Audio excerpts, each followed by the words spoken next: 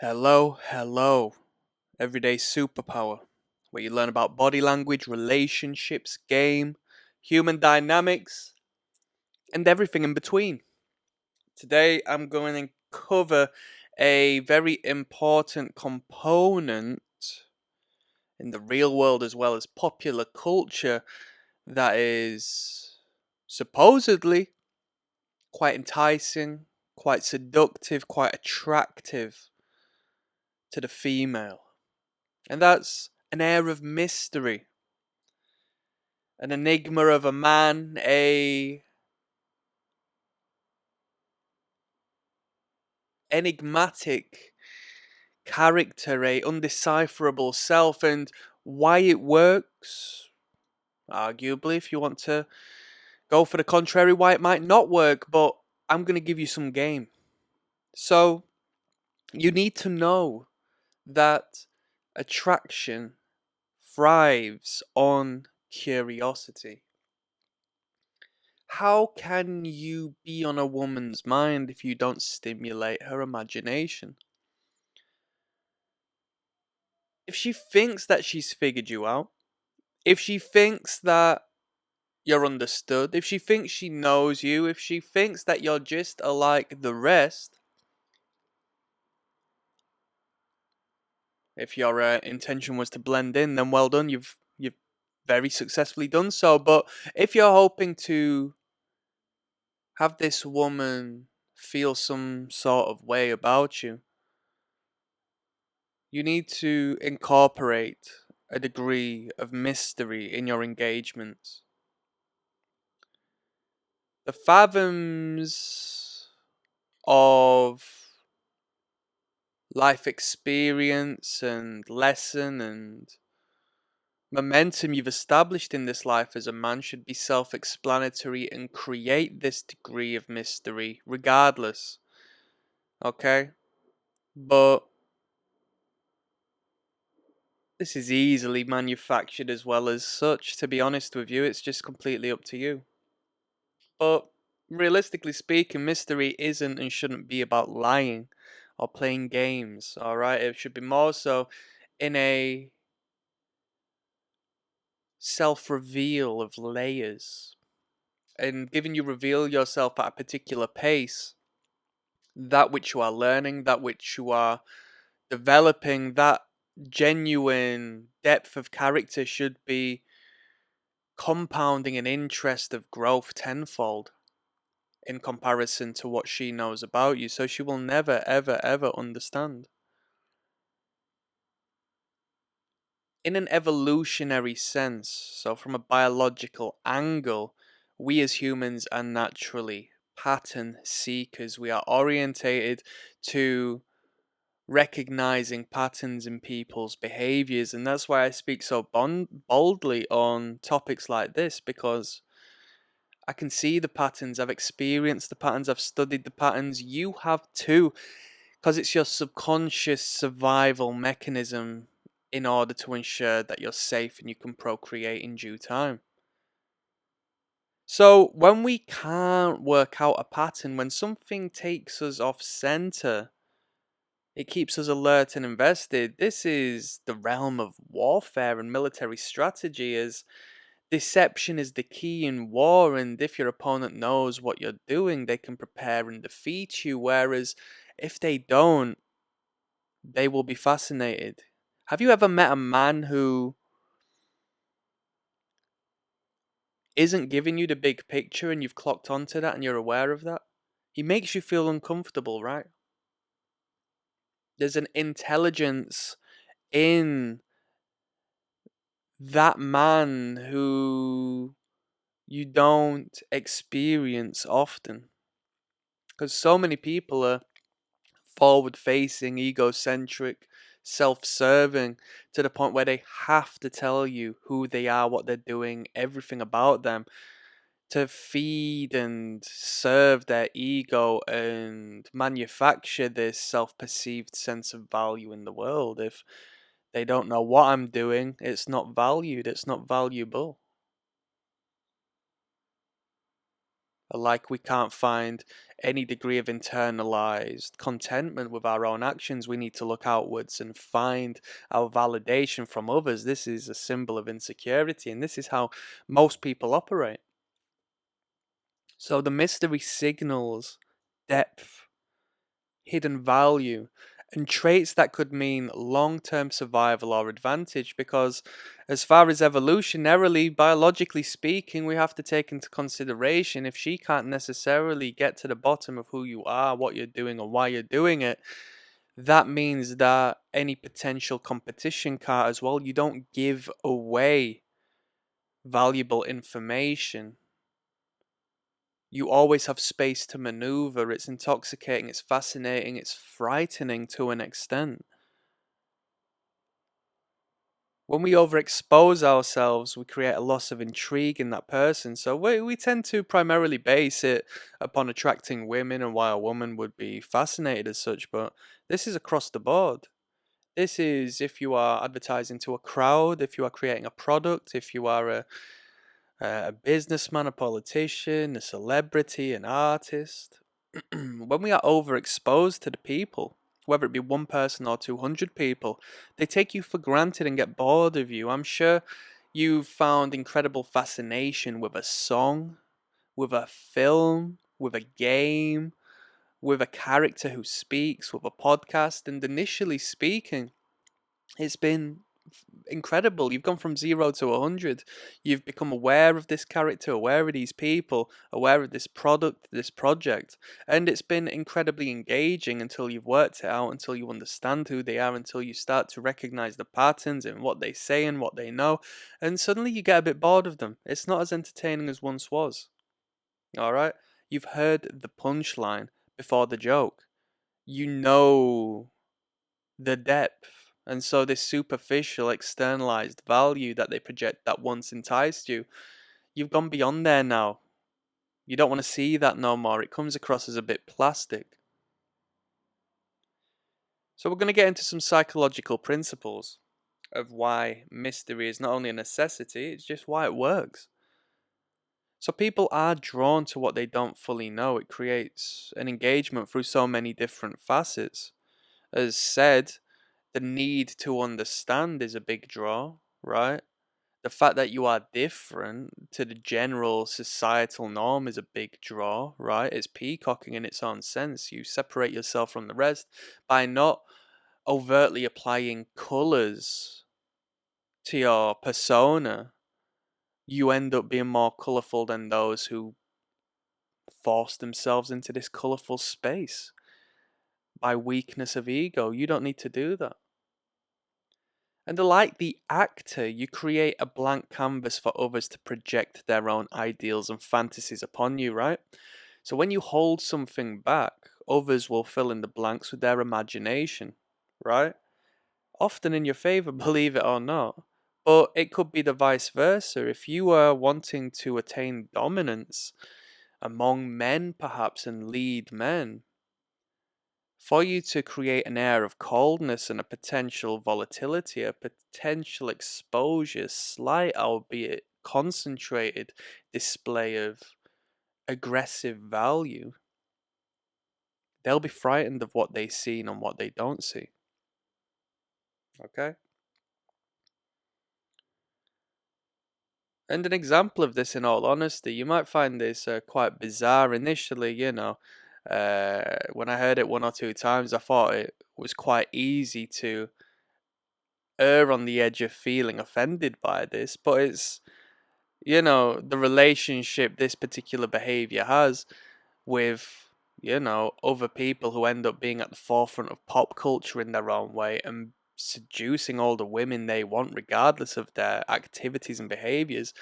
You may hear from time to time reference indirectly that you could potentially be a serial killer, which sounds ever so extreme, right?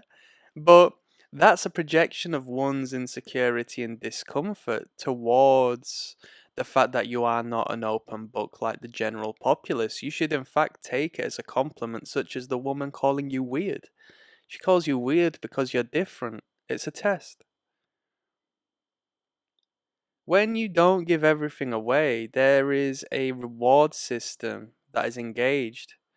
And that reward system of being slowly drip fed information and good times and facets of your personality, it creates an anticipation, it creates an excitement of your engagement, it creates a want to talk to you, it creates a want to think about you.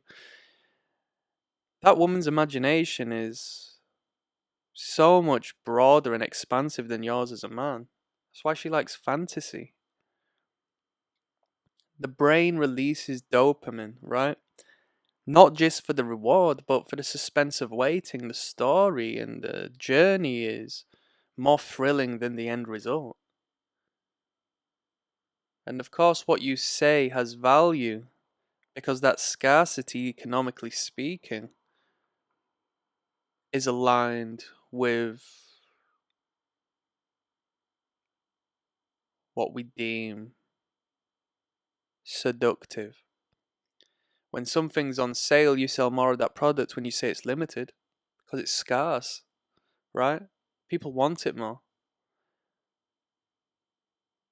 So, when engaging in communication, as you share your story, you don't need to go into the fine detail. You can leave specific parts untold, perhaps. You can be selective with your vulnerability, right? You could be a generally grey degree of character, but every once in a while in your engagement, you can showcase a complete open vulnerability and openness to one emotional reality of yours or another. Showcase a bit of humanity, show a deeper depth, and it's fascinating because whereas those who are openly trying to express themselves and sell themselves to the world and has to tell and expose themselves to everyone and anyone for need of validation and acceptance, their openness is but a shallow pond in the relation to the deep dark sea of your vulnerability when you expose the concentration of emotion in your engagement with these women. Vulnerability is incredibly attractive, and even though those whom are the contrary to this principle, exposing each and all of themselves, or so they think, they do so at such a meager, shallow extent that there's no depth, and the illusion of vulnerability conceals the protection of the ego. That's why they do this. Your actions will reveal more than words. We're not going to go into an incredible depth about this, but if you want to manifest your reality and create a material reality from your mind, from the higher vibration to the low, and alchemize great things into your life, you just need to allow your actions to speak for themselves. How many of you know people who speak about what they're going to do, what they want to do, and all of this in between, and they never do it? It becomes nothing but words for the sake of words, presence for the sake of presence, driving down one's value of worth down to the fact they feel that they have to prove to themselves that they're worth something, and this is clearly shown by their representation of projecting themselves upon you as a mirror. I'm gonna do something, they say. Alright, don't use me as your personal pep talk, alright? Just get it done. Not every question needs an immediate or complete answer, right? Silence is intoxicating. When you are silent, when you hold back, when you leave spaces to breathe, and you are cool, calm, and confident in doing so, you don't feel the nervousness your general populace will do. They will feel that. They will feel the nervousness I just referenced because they're the general people. So they will fill the gaps by speaking because they're never in conversations where somebody is comfortable in silence. So as you hold off and don't engage verbally further, they will start to sell themselves to you. Okay? This is where you want to be with a woman. You want her pursuing you, not the vice versa. That's optimal, right? This lack of oversharing has a parallel with confidence, self-possession. You don't need the validation that the general person does. That's why you don't need to engage like they do, right? It's hilarious because they overshare for the need to be validated, but their oversharing comes in this mundane, self-perceived perception of value, of which generally resides within consuming media, watching television, going to work for another company, getting paid your standard wage, coming back, drinking alcohol on a weekend, the same old pattern. That's not to be judgmental, it's just the truth of people who feel that they have to overshare because it gives them the false feeling of possessing some degree of worth to those whom they are projecting themselves upon. When you showcase a degree of depth or possess an aura of depth, it represents and gives a insight to a rich inner life. As above, so below, as within, so without. You possess a rich internalized existence, and that which you manifest upon this world is richer than the next man. You can't say universe without you, can you? You hint at infinity. It's magnetic. There's always more to discover. And this doesn't quite simply come from your verbal conversation. If you're on dating apps and stuff like this, text based communication, it's the same. It's the same. I was going to say, have you ever seen anyone do this? But I'd be surprised if you haven't done this before, at least in your earlier years. Have you ever just sent paragraphs to a woman? So desperate to accumulate a response and garner conversation, and she responds but half, if you're lucky, of what you've initially sent her on this consistent pattern. It's sad. You're oversharing, you're overspeaking, you're showcasing how you perceive her value in relation to yours, and she sees that. She gets that every day of her life.